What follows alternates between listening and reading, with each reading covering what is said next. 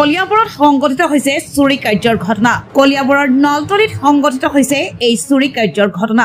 ঘৰত কোনো নথকাৰ সুযোগ গ্ৰহণ কৰিয়েই চুৰে চলালে চাফাই অভিযান। কলিয়াবৰ নলতলিৰ বাবুলাল বৰা নামৰ লোকজনৰ ঘৰত চুৰে চলালে চাফাই অভিযান।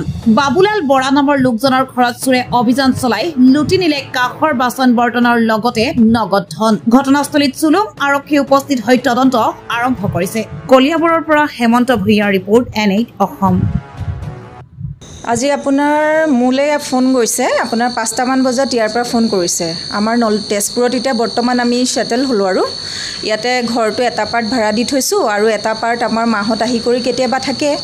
তাৰপিছত ফোন কৰিছে ভাড়াতীয়া মানুহ ঘৰে যে এনেকৈ ঘৰত চোৰ সোমাইছে। আহি পেলাই চাইছোঁ গোটেই লণ্ড ভণ্ড কৰি মেলি অৱস্থা নাই।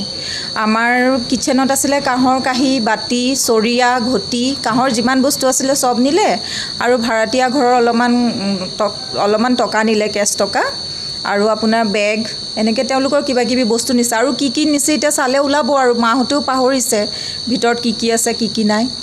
গতিকে ইমানখিনি হৈছে, পুলিচ আহি পেলাই এতিয়া চাই গৈছে। এতিয়া আমি আৰু এইখিনি কি কৰিব লাগে চাওঁ আৰু। আগতেও এবাৰ হৈছিলে, আগতে আপোনাৰ আজি কিমান এবছৰমানৰ আগত এবাৰ হৈছিলে চুৰ। সেইবাৰো তেনেকৈ ভাড়াতীয়া ঘৰে নিছে, আমাৰ পিছফালৰ ৰুমটোত সেইবাৰ লণ্ড ভণ্ড কৰিছে। কাঁহৰ বাচন সেইবাৰ নিয়া নাছিলে, এইবাৰ নিলে।